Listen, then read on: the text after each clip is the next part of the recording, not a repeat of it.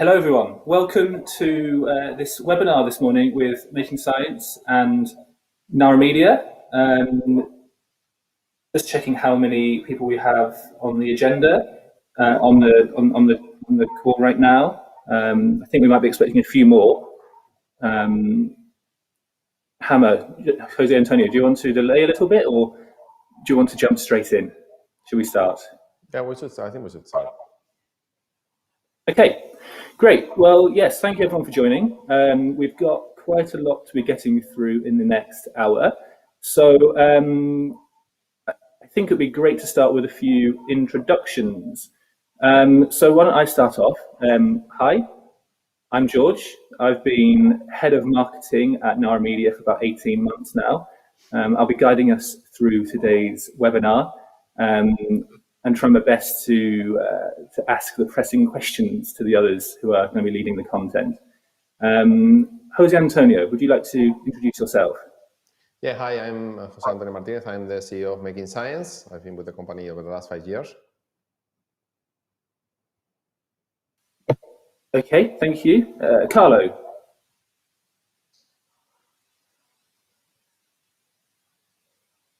Hello, Carlo.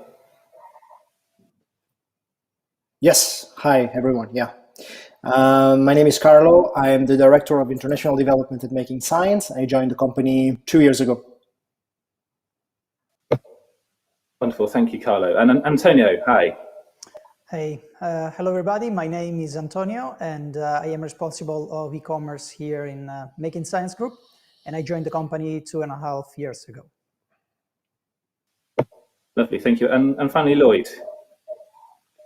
Hi, everybody. I'm Lloyd, CEO, co-founder of Nara Media. Thank you. So before we start, just to let you know, you can ask questions at any point. We're monitoring your questions, so please don't be shy. A lot of the content we've put together here is in a kind of a Q&A style, so it'll flow quite nicely if you want to jump in with questions at any point. And finally, we are recording this session, so we'll be able to send out a link to it if you want to share it with colleagues or rewatch it in the future. So, Jose Antonio, Making Science is new to the UK market, so it's likely that many of the people watching today won't know too much about Making Science. I think you've prepared a bit of information to introduce Making Science to us. Can you tell us a bit more about your company? Yeah, thank you. That's perfect, George. Thank you very much. Yeah. So let's talk about Making Science a bit on who we are, right? So Making Science, we are a digital partner. We've been around over the last 5 years. We are now more than 400 people. We have more than 500 customers. We are present in more than 7 countries, growing a lot, right? And we're a public company. We're a listed company. We are listed in Euronext in France, and we are also listed in BME Growth in Spain. And basically what we want to do is to be the digital partner for our clients, which basically we can do anything that any company might do in their go-to digital strategy, right? From, as we will say later, from design to software development to implementation to digital marketing, right? And as we said, we've been around for the last few years, and we've been expanding to new markets. And UK, it's a very important market, and that's why we decided to go with media. You have here some of our more data about Making Science. We are very strong in technology. We are main partner for Google in all the product category, from platforms from Google Cloud, Google Marketing Platform, Google Advertising platforms, and also with sales for Amazon and Facebook. So we have a lot of knowledge and expertise around ad tech and martech. And we have also around technology like Gauss AI, which is a artificial intelligence platform for marketing, and Unifeeder, which is a feed management tool for e-commerce and marketplaces. And again, growing a lot over the last few years. What do we do? Basically, for us, our core is you see in the center of the circles here is the combination of digital strategy plus technology, right? In digital transformation, technology is fundamental, because technology and developing digital assets, it's at the core of any digital strategy. Same way in the past you would need physical assets. Now you have your shop or you have your factory. Now you need to have your digital assets, and that's fundamental. So you need to have your website, you need to have your app, and you need to have your platforms. You need to do that. But technology by itself is not enough. So you need to have the strategy and the knowledge to make the right use for your business of that technology. And around, you can see in the circles around the strategy and the technology, we have all the different practices, what we can do for clients. Yeah, we can do ad tech, we can do UX, we can do UI, we can do branding, we can do advertising, we can do software development, we can do data science, we can do data ops, right? So with an understanding of the technology and with an understanding of the strategy, we can deliver the best results for our customers. Here you can see more in a more linear way. What can we do? So we can do from the left of the slide. We can do the brand and the strategy for our clients. We can develop the platform. We can develop that platform and put it in production. We can do the content and production of content for that platform. We can do SEO optimization. We can do conversion rate optimization. We can do the paid media. We can do the analytics, machine learning, and also we can do the customer management lifetime value. And as you can see there below there, you can see some references of clients which we are working right now. And I think the model of Making Science has been working very successful over the last few years. Where basically we are helping hundreds of clients in their digital efforts, adapting to their needs and providing them with the right service at the right moment, or with the right technology at the right moment. And that's basically what we want to also do in the UK. Nara Media, the portfolio of services that offers to the market is narrower, because it's more focused on around digital performance and analytics, but we really want to expand that portfolio of services, right? So, and as I said, we are expanding very quickly globally. So we have acquired in the last 6 months 4 companies, one in Spain, one company in Spain, and Nara in the UK, Celsius in France, and OmniaWeb in Italy. And our idea is to keep expanding our footprint. This year, by the end of 2021, we should be more than 10 countries. And our objective, our strategic objective, is to be in 5 years is to be in the top 20 advertising markets in the world. And basically the model is going to be the same what we are doing now, is to provide a very complete 360 portfolio of services to our clients, and to work with them and in their journey in the digital transformation. Thank you. And what about Nara Media, Lloyd? Can you give us a bit of a quick overview of Nara Media for those who don't know us? Yeah, sure. So Nara Media is a performance marketing agency. The company was founded by my wife, Bengu, and I back in 2014. We'd worked together on the client side for a long time, and we wanted to bring together Bengu's expertise in performance marketing with my experience in technology to build the agency that Bengu really wanted as a client-side marketer, focused on driving great performance whilst being totally transparent with our clients.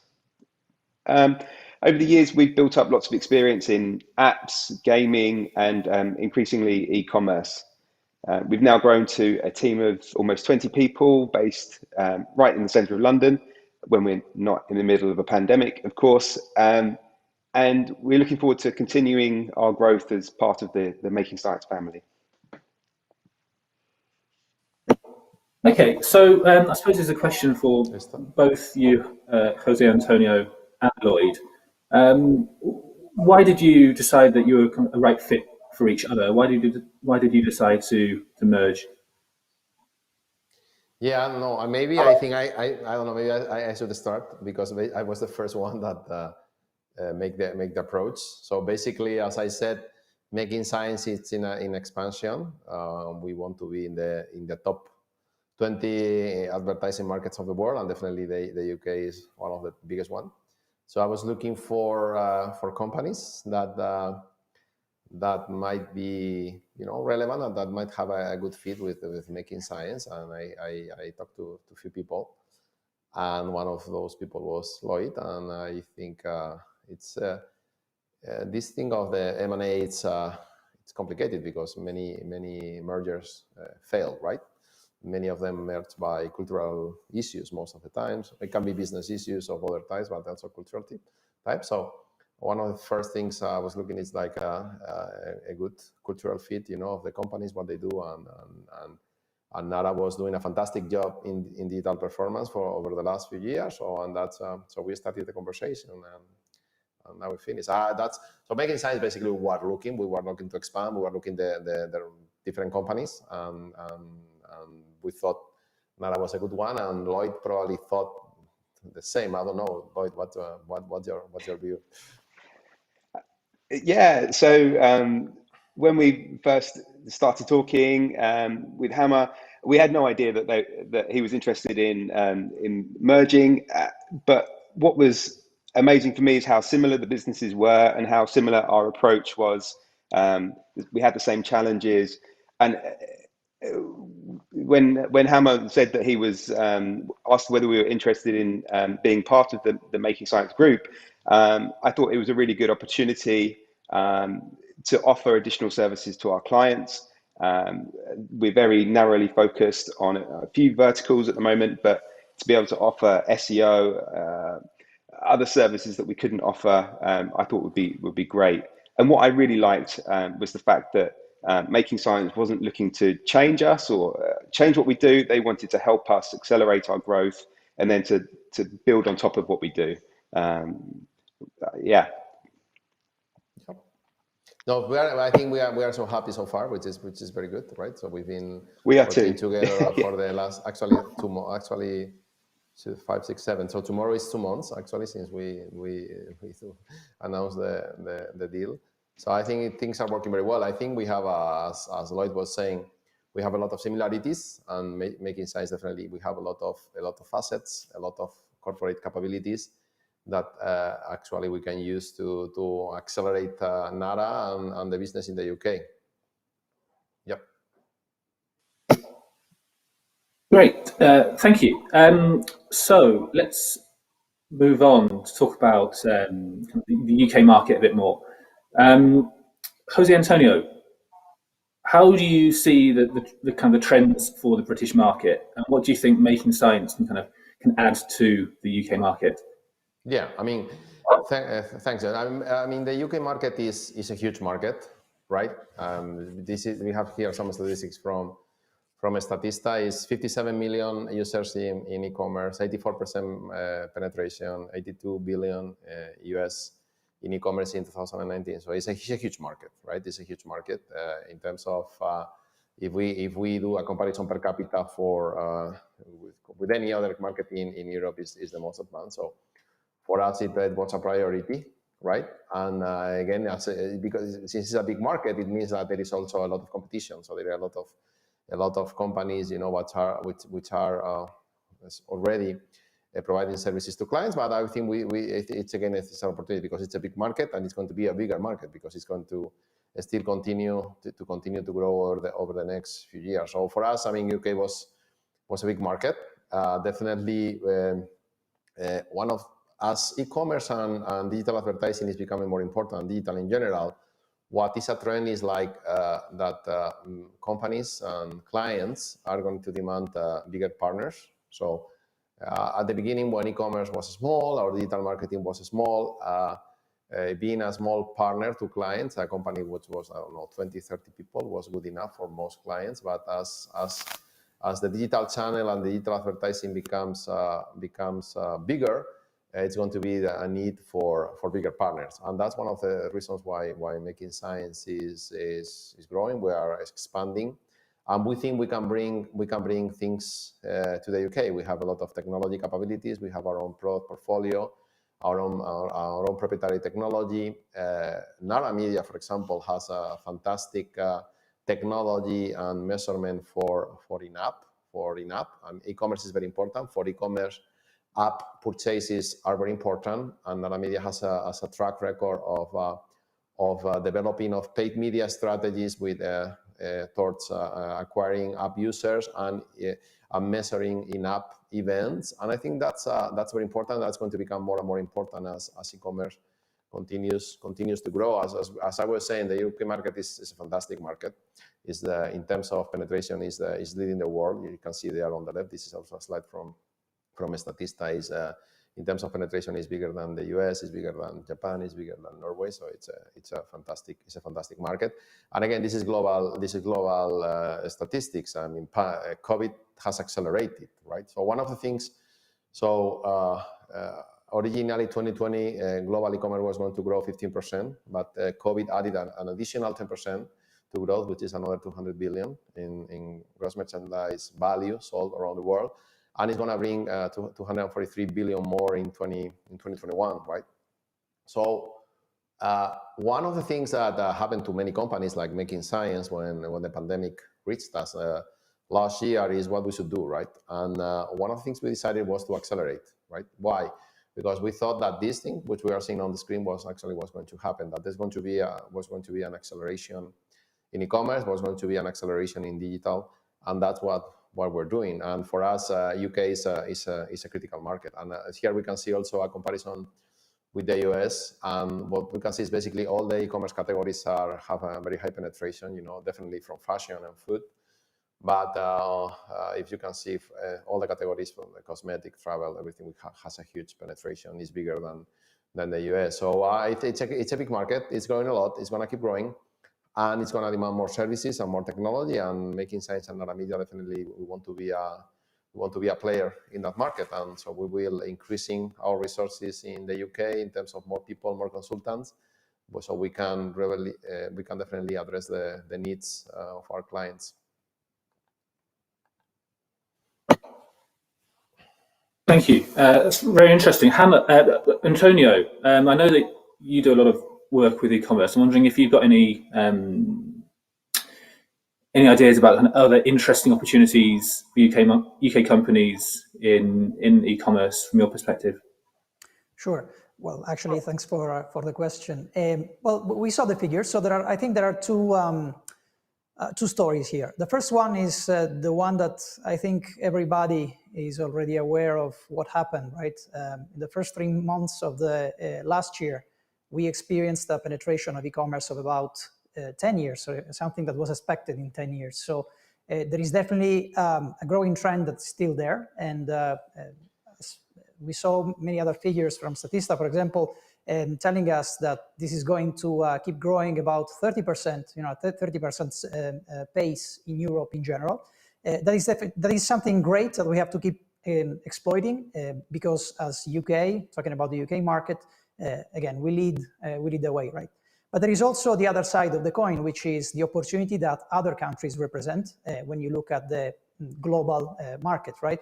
So there was a very interesting piece of information that was shared, which was a comparison between internet penetration and e-commerce penetration. Every time I see that and I see a big gap, to me, it means opportunity. And talking from the perspective of someone who has been working a lot in Southern Europe in e-commerce, I can tell you that just, for example, in Spain, we expect about 8 million more buyers in the next few years. In Italy, even more than 10, right? That, to me, again, means that if we work in the right direction to expand the business beyond our limits, and again, exploit the overall trends that we see this year. So social commerce, marketplaces, and in general, again, global platforms, there is a huge opportunity for all the companies that will work on e-commerce. Interesting. So you kind of think that a lot of e-commerce is quite kind of immature right now. There's still a lot more maturity to come. There is, and in fact, I was again seeing another piece of information that was really interesting about, for example, the penetration of sellers, working with Amazon, sellers that in UK use actually Prime, right? And that surprised me a bit from, if then you look deeper into details, you see that it makes sense, right? So since you have more sellers, probably, that's the reason why there is like this gap, but about 59% of sellers are using right now in UK for Amazon, the Prime service. And we know, for example, as a fact, because we have a team specialized on that working just with Amazon on Prime, you multiply by 4 the opportunity for your business. So again, While we look at other countries such as Spain, where we have about 70% of penetration in the same area, again, with very different number of sellers. When we look at the figures for UK, you realize that, again, there is still very much a margin to improve. So again, we are there, we are leading, but it's still something that we can work on to get better. That's fascinating. Thank you, Antonio. Thank you. Jose, so I'm a marketing and agency myself. I know that there's a big challenge for agencies to differentiate themselves. You know, there's thousands of digital marketing agencies in the UK. How do you think agencies can better differentiate themselves? Yeah, I think agencies, like most businesses, are in a transformation period right now. I mean, technology is changing everything, it's affecting everyone. And marketing and advertising has been one of the areas which has been affected first in the journey. Now we are seeing impact in the different sectors, in the different categories over time, but marketing has been affected a lot. And actually, when you look about the global advertising, the 750 billions of global advertising in the world, 55% is digital advertising, right? And so digital is definitely important now in terms of the, in any CMO strategy, digital is the first thing to think about. And for agencies, it means a challenge, because with this 54 or 55% of global advertising being digital, it means that you need to have the right capabilities internally as an agency to be successful, right? And those are very different than the capabilities that you needed 20 years ago, when you had to be much more offline on TV and so on, right? And it means definitely you need to have the consultants that understand, or the account strategies that understand the strategy of the client and the branding, what they want to do to achieve, and also in terms of the sales objectives and so on. But you also need to have other kind of creatures, I would say. You need to have much more technologists, you need to have data scientists, you need to have software engineers, but are able to understand the platforms, be able to connect to them.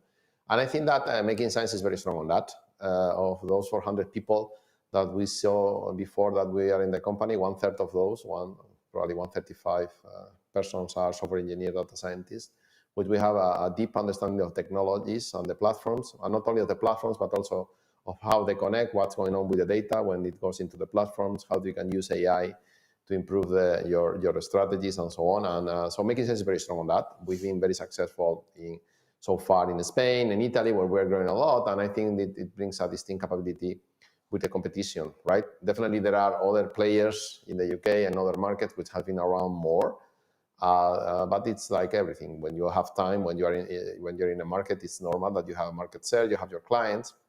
But in this moment where, as I was saying before, e-commerce and digital is growing so much, so there is a big vector of change, and technology is so important, I think we are gonna find our opportunities. I mean, in Spain, we've been growing in excess of 50% year on year over the last 5 years, because we were relevant to the market and we were relevant to our clients. And I think that's basically what we want to do. I think definitely the UK is more advanced, it's more competitive, but it's going to demand the kind of services that we offer with the kind of mix of talents that we have inside Making Science. Nice. I mean, you mentioned marketing technology quite a lot there, and I'm gonna hopefully grill you on some questions about the future of marketing technology coming up. But you mentioned channels such as TV in that. Maybe I'm putting you on the spot a little bit here, but things like digital TV, digital radio, are they usable solutions right now, or would a marketer's better off doing it the traditional way at the moment? Is it realistic for people doing campaigns digitally? I think digital TV and digital radio is coming.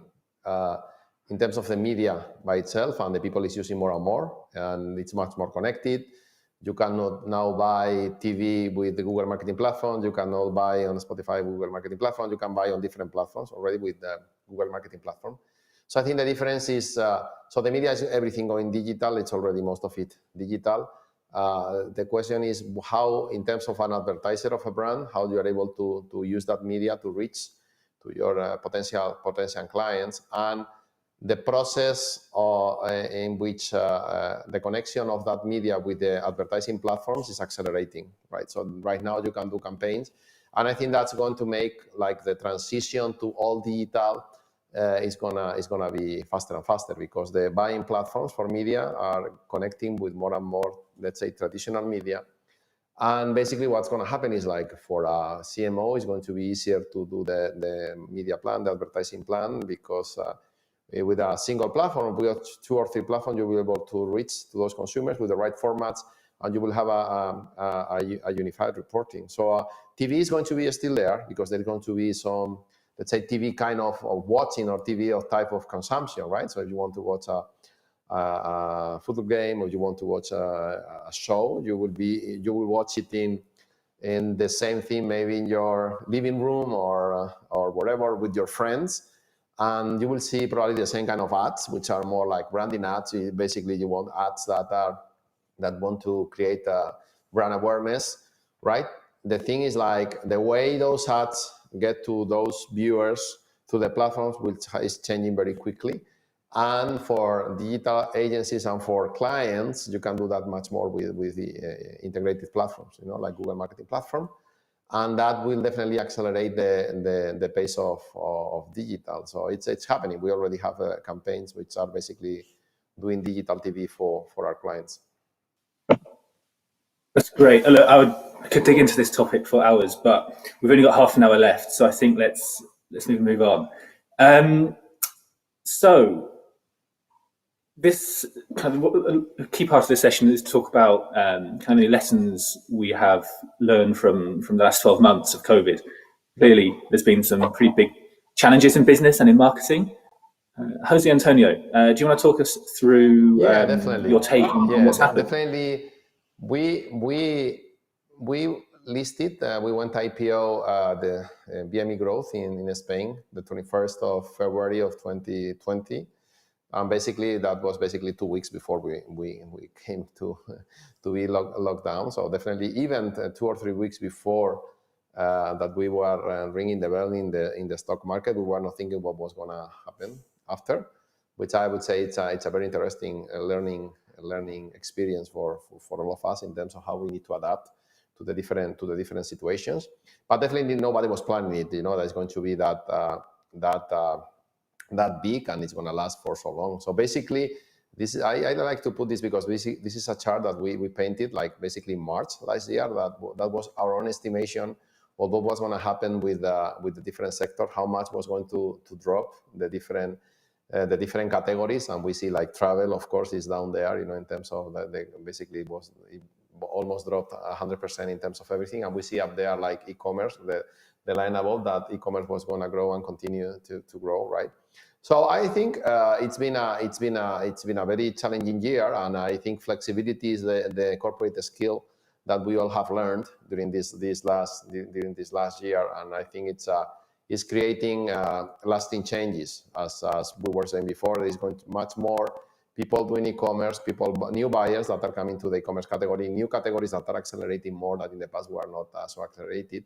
But again, I think it's in terms of any business around the world, I think the key corporate skill that you need to think about is how you are able to manage under uncertainty, extreme uncertainty, and how to be flexible, at the same time take advantage of the changes that are happening in the environment. If we look at the UK, so basically this is the total advertising in the UK. So basically had a huge drop in or close to 40% in Q2 last year. But as we can see, things are recovering now. 2021, it will grow 14% over last year. It won't recover 100% what happened, but it's already recovering, with digital taking a bit advantage, right? So I think it's been a very extreme exercise of learning. The other day I was looking at some statistics. Basically, if we look at global GDP, the drop of last year, which has been close like 4% over global GDP drop last year, it's been the biggest drop in global GDP since World War II.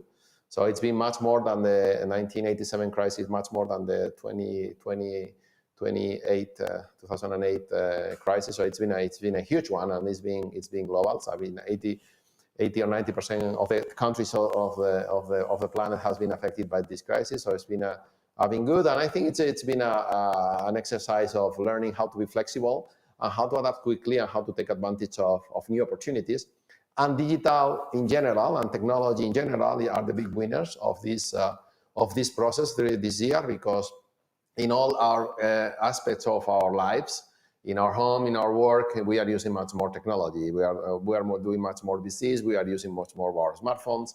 We are doing much more e-commerce, and everything is doing the digital advertising, right? So digital is the big winner of 2020, and I think that's why also in Making Science we want to keep accelerating, right? And if we look by the different size, the different areas of the economy, not all people has been winner, right? So we see like definitely supermarkets, sports, and tech has been the big winners in terms of consumption. We are comparing here November 2020 versus March 2020. So there's been a huge shift of consumption. So actually, some companies are doing very well with COVID, and not also tech.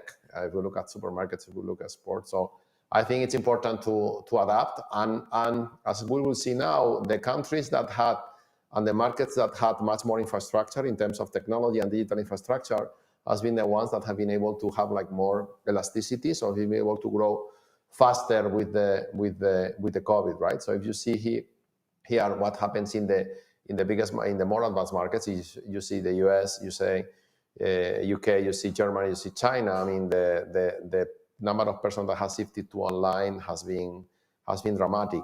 And one of the reasons that many consumers we were able to change to online was because the digital infrastructure and the digital shops and the digital stores were available for them to buy, and they have the logistics and the capabilities there, right? So I think it's 2020. You could say, what is the headline? You know, then it's like flexibility as in terms of having as a corporate capability, the ability to manage, be flexible under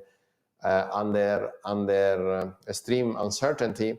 And the second one is invest in digital and technology, right? Because it's shown that the platforms are able, if you are ready, if you have your logistic platform, you have your digital platform ready, you'll be able to serve your customers, right? Okay, lovely, thank you. I'm just checking, there's no questions coming in yet. People on the webinar are a bit shy, so feel free to be asking more questions if you like.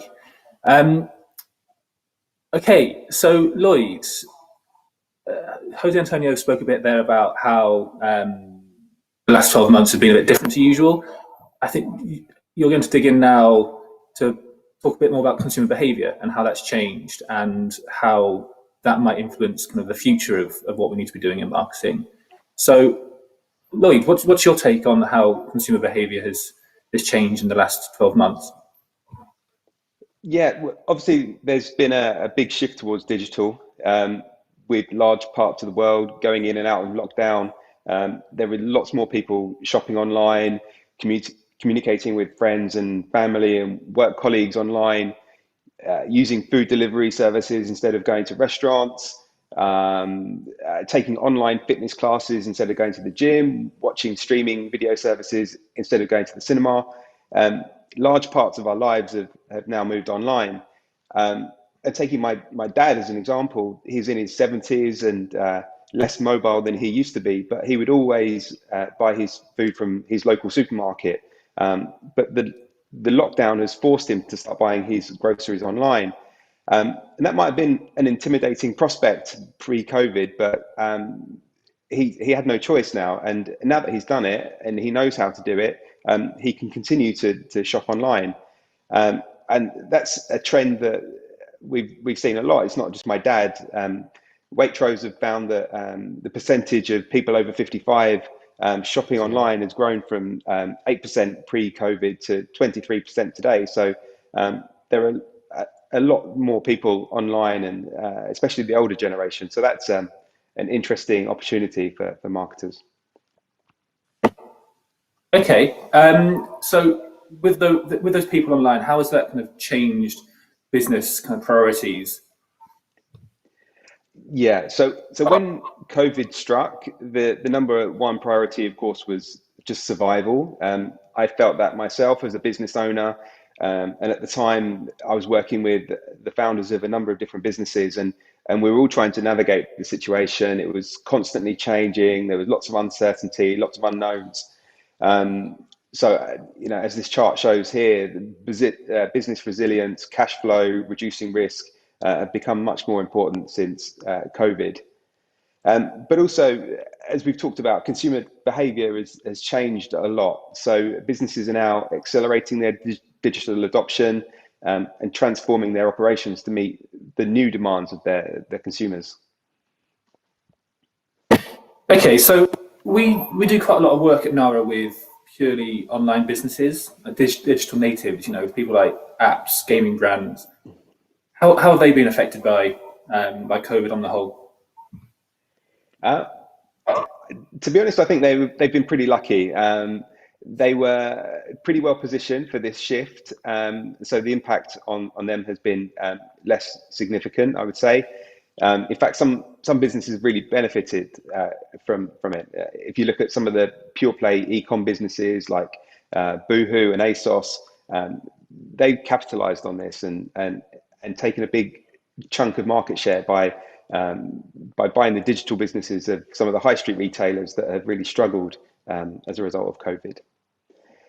The one thing I say is that it's more important than ever to be agile, to be able to quickly navigate the shifts in the environment and respond to the changes in consumer behavior. For example, when we saw COVID strike, CPMs fell, we saw TikTok take off, and we had lots of people in lockdown with time on their hands, nowhere to spend their money, and they were looking for entertainment at home. So I think the marketers that were agile and able to respond to those changes, they could take advantage of those opportunities. So I think that agility is a key lesson for marketers to take from this. Yeah, that's what I think. That's what Jose Antonio was saying as well about flexibility. I think, Yeah.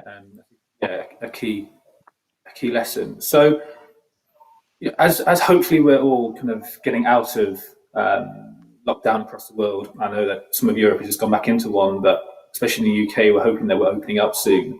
Do you think that all these changes in consumer behaviour are going to go back to the way they were before, or do you think they're going to kind of stick about for kind of as a bit of a permanent feature of people's lives now? So many of the changes that we saw in media have returned to normal. So the cheaper CPMs that we saw, they're now back up. The media budgets that were being reduced are expected to bounce back up to pre-COVID levels.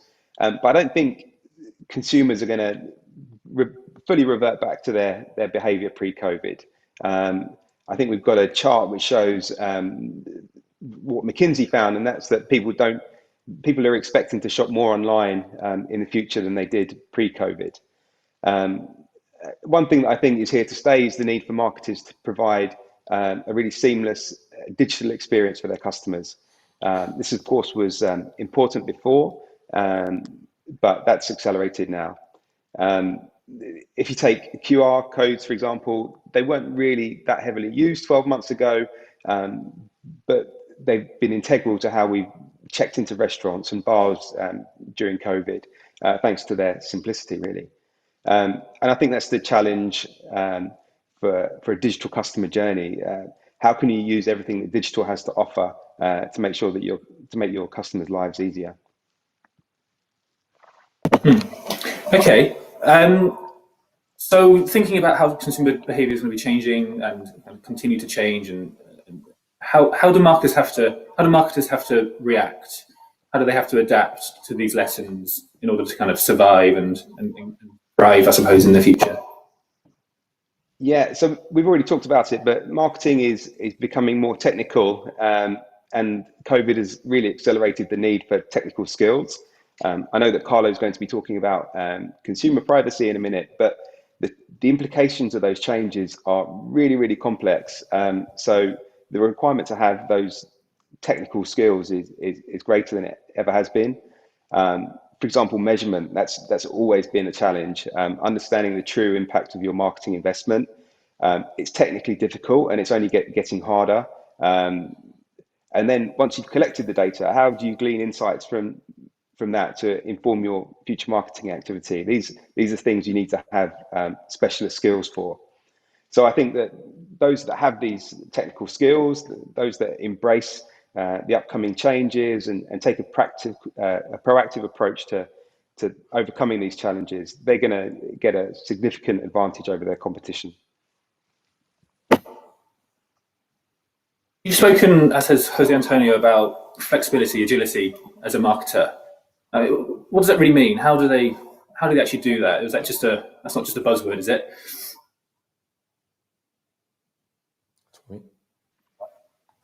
For Lloyd, sorry. Sorry about that. I mean, I was not Sorry. It was a call for me. Definitely. Yeah, how do you do that? I mean, I think one of the great things of digital is the access to information that you didn't have in the past, right? So all the digital platforms, the internet, mobile, brings you a lot of information of what are you doing, and so you are able to understand how your campaigns are working, if things are working, how are your conversion rates. So suddenly you see conversion rates increasing suddenly in some type of campaigns and in some of your countries, right? So in order to be flexible, information is a critical asset, right? And because if you don't know what's going on in the environment, it doesn't make sense for you to be flexible, because you are not receiving the information, so you are not able to react, right? So having the right information systems in place, where as Lloyd was mentioning, measurement is a critical thing. It's one of the things that is going to make the advertisers being flexible. Some advertisers have are using much more technology and data over the past few years. So with that, as I always say, it's like you have like the steering wheel in order to control your activities, right? So the access to technology and the access to data gives you the feedback of the things you are doing in the market, and that's what enables you to react and to move fast, right? So having the right digital capabilities and the right digital platforms is one of the key requirements for being flexible and being agile. Of course, internally, you need to have your teams organized, or making sure that you are able anything once you understand some information which is coming from the market, and you understand that you need to make a change or a reaction. Of course, you need to have your organization being able to execute that change, but information and technology to react is critical. And I think that's going to, and we've talking to many customers, we heard those comments over the last few years, like having access to information and understanding how consumers are shifting their digital behavior is being critical to adapt to the strategy. I mean, for example, we have one client which works in the beauty category, right? And they do a lot of makeup and skincare and everything for the clients, right? And the changes in how consumers were buying skincare or were buying beauty in the last 12 months has changed a lot, right? For example, you were wearing a lot of masks, so probably you are using this makeup, but you have to take care of your skin. So the changes in terms of purchasing behavior, in terms of consumers, have been very critical, right? If you have the right digital platforms, so you are able to get that information right away, in a day, in the minute, you are able to react very, very quickly in terms of adapting your content, adapting your campaign, and adapting your go-to-market, right? So data and technology, and having that very close to you with a digital partner like Making Science, I think that's one of the critical requirements in order to be agile and flexible. Okay, but here's a question. So that sounds great, but it sounds quite difficult. And if you're a smaller company with maybe only one or two marketers in the whole company, maybe you don't have the largest budgets, how can you do that as a smaller business successfully? Yeah, I think it's always a challenge, if you are a bigger company, you have more resources, that always helps. On the other side of you have like probably much more bureaucracy, and it can make you slower as an organization. But one of the great things of digital is that it's making technology much more. It's a democracy, right? Any small business can use Google platforms. Any small business can use Facebook platforms. Any small user can use any platform to do their campaigns, right? So we have lots of small clients, as well, that they have internal teams that are not very big. But I think probably a skill is more important than number of people sometimes, right? Because as Lloyd was saying, marketing is getting very technical. So sometimes it's not how many people you have, but how skilled they are. And I think, and in reality, many startups and many digital companies are having to be able to do it very well because they have these capabilities inside their company, right? But through directly with your own teams or indirectly with a partner like Making Science or Nara Media, you need to have the capability to get the information back from the market and being able to react and act on your strategies. Okay, and Lloyd, any ideas how marketers can be more agile? Yeah, so we've talked a lot about agility, and often that would mean just jumping on the latest tool or channel. But I don't think that's the best advice. So when we talk about agility at Nara Media, we're talking about creating a culture of testing and learning, failing fast, setting aside budget each month for testing new ideas, new advertising channels, ad creatives, whatever, and letting the performance and the data guide what we test. So we know that what we're testing is more likely to be relevant to our longer term objectives and strategy. Okay, we've got our first question in. Is there anything that businesses can do to prepare for future macro events, the big events, or is the key to just be reactive as well as you can for marketing? That's for me. Who wants to take that one? I would say be more digital. If I always say, like, what would have happened during the last 12 months if we didn't have the internet or mobile in our lives, right?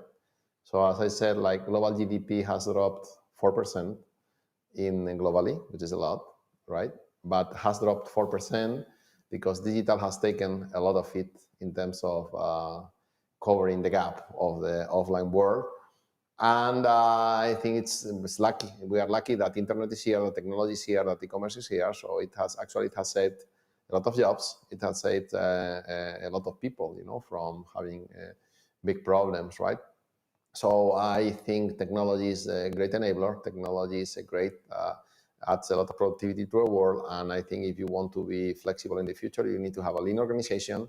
And you need to have a lot of digital in your organization. Think about everybody working from home. That's possible because we all have our laptops. That's possible because we have our mobile phones and we have our internet connections, right? So I would say digital. If you say what gives you agility and what gives you flexibility, probably having a lot of making your company very digital with a lot of digital assets. It's a key component. Yeah, interesting. I wonder if it's partly about staying true to your marketing strategy that maybe doesn't need to react quite so much to changes. These tactics you employ changes maybe, but your strategy can stay the same. Look, we're 10 minutes left, 2 sections to get through, so let's move on quickly. So obviously with consumers spending more time online now than they have done before, digital privacy is becoming way more important than it has been. And this has been recognized by some of the big companies. So there's some big changes coming up on the horizon. So we're now going to have a bit of a discussion with Carlo about the impact this is going to have for marketers. So hi, Carlo. Hi. Hi. So consumer privacy is clearly becoming a louder topic in the industry. Can you just outline what the debate is about for us? Yes, sure. So it's definitely a hot topic now, the GDPR, the privacy issues. Thinking about Making Science, we have been growing a lot, right? As Jose was mentioning before, we have been growing horizontally over different topics. But if I think about international expansion, more particularly, I would say that analytics, data activation over Google Marketing Platform is the number one vertical who driving the international expansion. And when I think about data, okay, I would say that roughly 90% of our clients and prospects over the last couple of quarters were focusing on preparing themselves, both large and small clients, through this privacy change. So there are a lot of topics. It's definitely hot. Why? Because many things are happening at the same times. You have the GDPR, so which is not new, but it's increasingly, impacting the user experience. Okay, you have the COVID, digital is growing dramatically, e-commerce too. Many people are now buying from the mobile, so the user experience is impacted negatively because you need to accept all your cookie all the time. So it's kind of a challenge, right? On the other hand, you have all the browsers, Safari and Firefox we know, but there is also Google Chrome now, who is not accepting third-party cookies anymore. This is a challenge. This is a challenge for small companies and for big companies. So actually, all these things, like a question like, is there a workaround to overcome the third-party cookies issues? How can I do to increase the user experience? Or basic question like, should I consider my analytics tag as technical tags or not? So I can call them regardless the acceptance or not. So there are many questions around this topic, and we are supporting and helping our clients on it. Okay, so we've got one half of the industry saying that consumers want a more personalized, tailored experience of brands online. And then we've got this other half of the industry talking about privacy, people wanting more privacy. But these two things sound like kind of polar opposites. Like you can't have both at the same time. Do you think these two things are completely incompatible, or can privacy and personalization coexist? Yeah, that's a very good question. Thanks for asking, George. It's a very good question because it's a challenge. Okay, it's a challenge. You have privacy on one hand, which is increasingly, making it difficult for everyone to personalize ads. If you cannot track everyone, how can you do it? It's a challenge. But yes, I think there are solutions. Okay, even the complexity is increasing. There are solutions for both big and mid or smaller clients. First of all, I would say there are three things that comes up in my mind. The first thing is to work on your first-party cookie, so increase your first-party cookie strategy, right? So if you work properly on your database of clients and people that are logged, people that you can do a lot of things. And I mention, and I want to underline that because there is a gap, even in mature markets, between what people can do with first-party data and what they're actually doing. So there is a lot of things that people can do, and we would be more than happy to. We are actually already helping big clients on that, but that's something that if you do it well, you can really do a lot of things, right? Second thing for me is to looking for alternatives to track users in a cookieless world, right? Think about server-side tracking.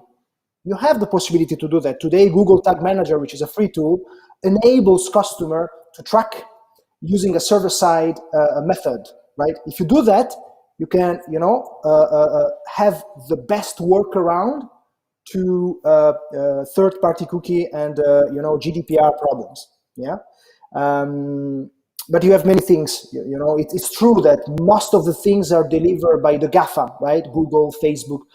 That's somehow a challenge, but there are things that you can do on that level. And also the third thing is, if you use properly, we mentioned Google, but it could also be Facebook or Amazon, but let's think about Google. All the features that Google put in place in terms of cross-device, multi-channel, things about Ads Data Hub, BigQuery, there are many things that you can do that regardless of these constraints given by the privacy regulation, you can really do a lot of things. Of course, smaller technologies are a little bit more penalized because they don't have the volume of data of Google or Facebook. So this is a challenge, but there's definitely solutions for clients. Interesting. I think we could dig quite heavily into some of those topics, but considering we don't have a lot of time, might be better just to kind of maybe give a bit of a quick overview of actually what changes are coming. So I know that Apple and Google are the two big companies kind of pushing these changes. So can you give a bit of an overview of what's happening? Yeah. So very, as we don't have a lot of time, very, very pragmatically, Apple or Google are different, very different. You know, if you take Apple, they don't have the same implication than Google in the advertising industry. So if you think about Apple, for the first things that comes up in my mind is Safari. Okay. So in terms of privacy, Safari was the first to block third-party cookies, right? And if you think that people are increasingly using mobiles, if you think about the penetration of the iPhone, so Apple, in terms of mobile devices, and the fact that most of them are using Safari as a browser, and Safari is blocking all the cookies, so there is a challenge. So Apple was probably the first to take a step towards the privacy. Google, on the other hand, is different because Google is much more involved in the advertising industry. So what are they doing? So Google is taking the same step than Safari. So Chrome will be blocking all the third-party cookies very soon. So there will be actually all the browsers, right? So Safari, Firefox, and Chrome not accepting third-party cookies anymore.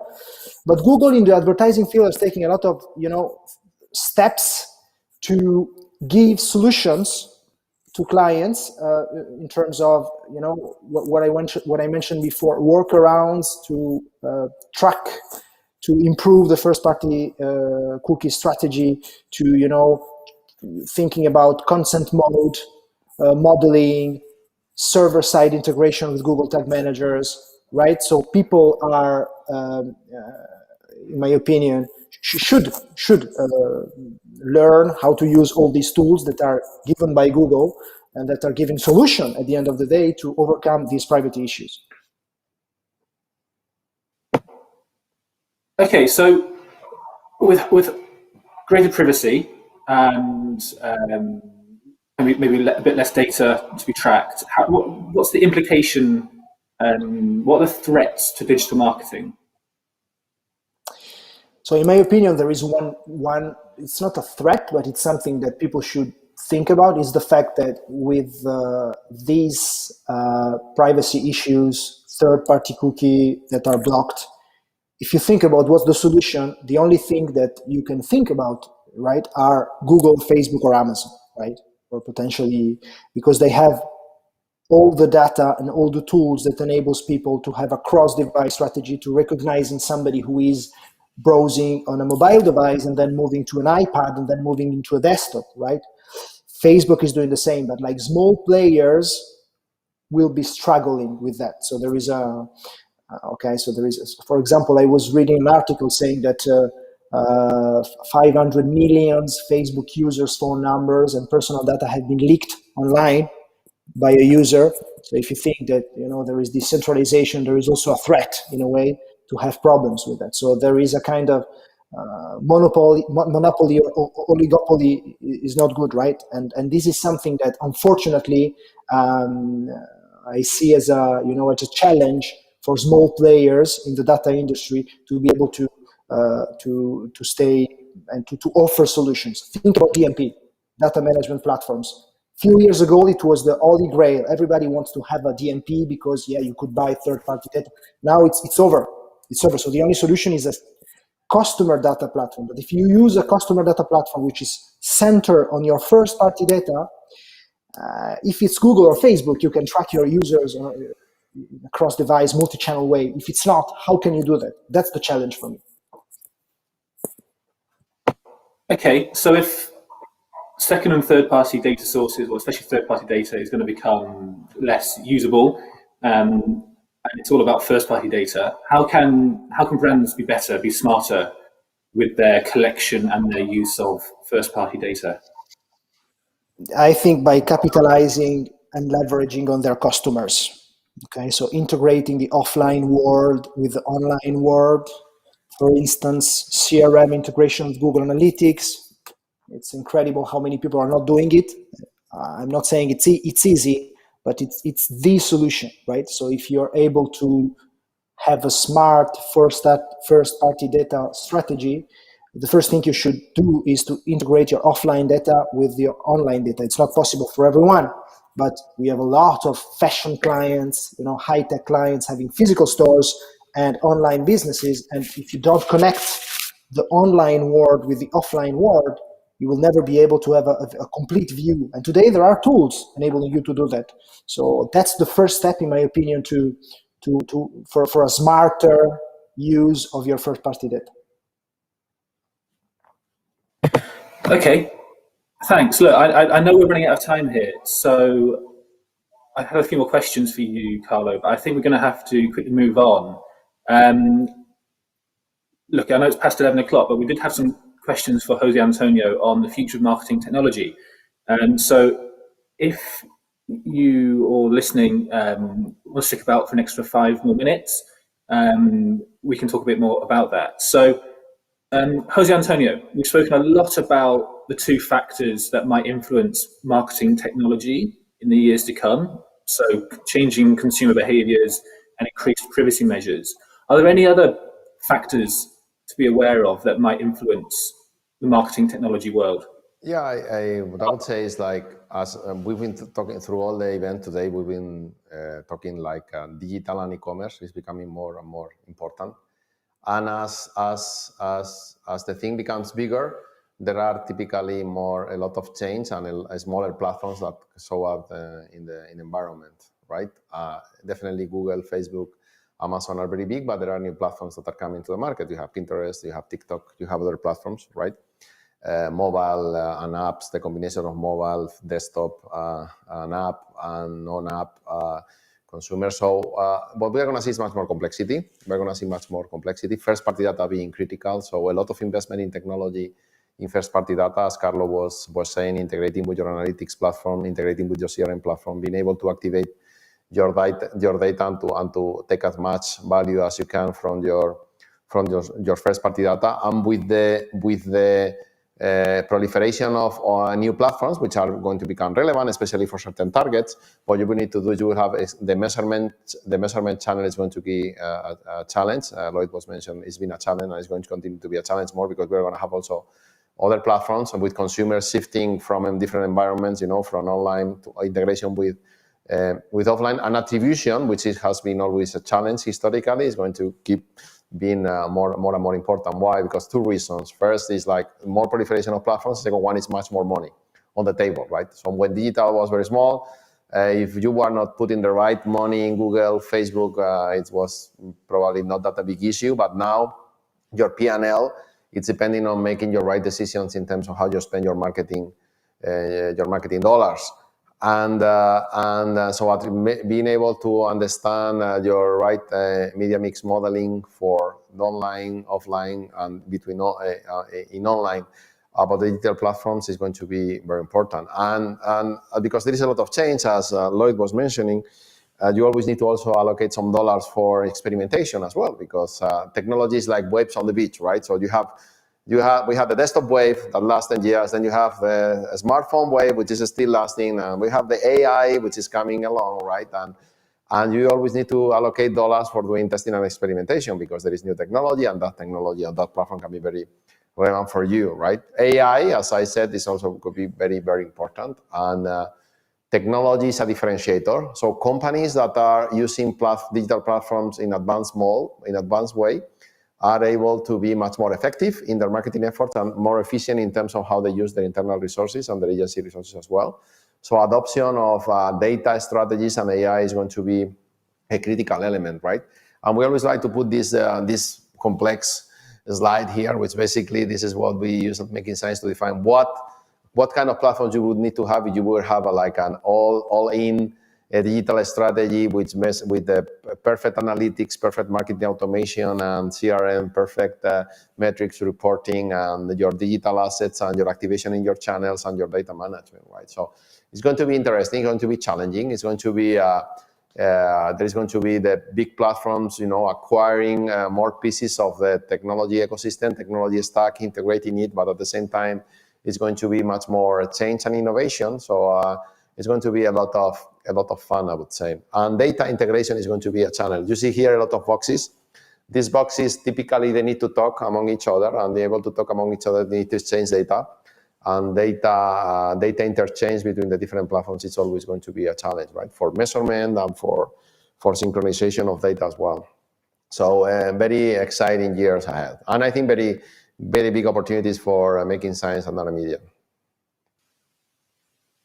That chart there reminded me of the infamous Lumascapes. I'm not sure if you've seen them, these pages with dozens and dozens of different logos. And you've mentioned complexity a couple of times there.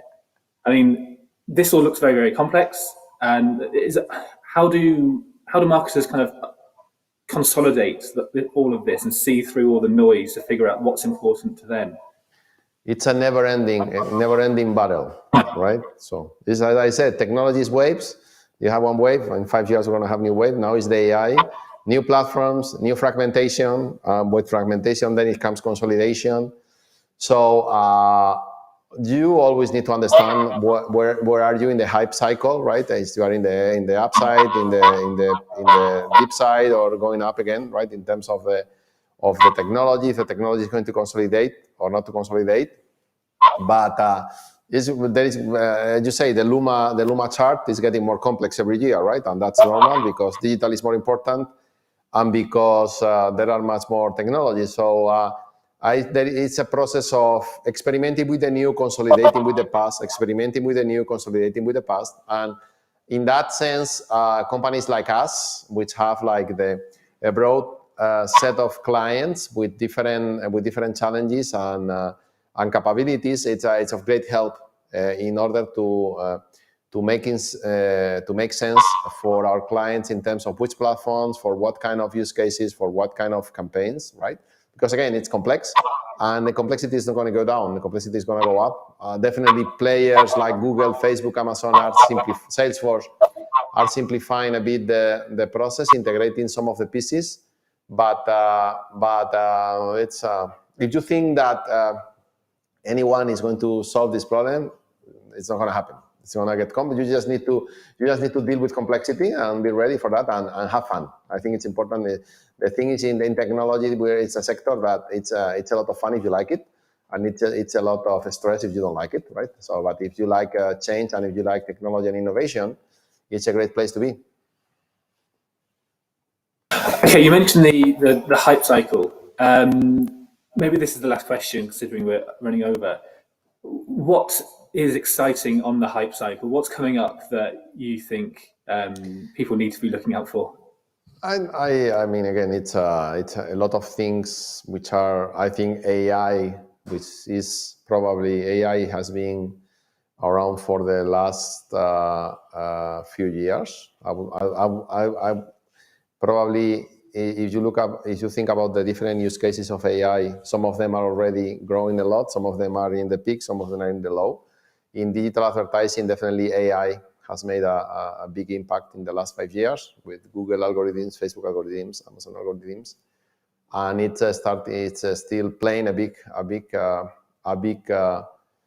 impact on that, even with GDPR and with ITP and so on. And I think the next big thing is going to be how you connect your internal data, your proprietary first-party data with the Google data or the Facebook data or the Amazon data. And so the algorithms work in parallel, right? Because it's actually going to be areas of data of the clients which you are not going to be able to send it to the platforms, but at the same time are very relevant in terms of adding intelligence to the algorithms of the Google platform and so on. And I think that can bring you a lot of efficiency to the algorithms, right? So that's one thing. So bringing your first party data and the intelligence with AI and connect it to the platforms. And I think although third-party data now is kind of, I wouldn't say is dead, right, because of GDPR, ITP, and so on, I think there is the need of using third-party assets, mainly from publishers. Some of those assets are in the Google platform, Facebook platform. Some of them are not there or not connected. So I think technologies around contextual, but powered, I would say contextual on steroids, with much more data, much more powerful.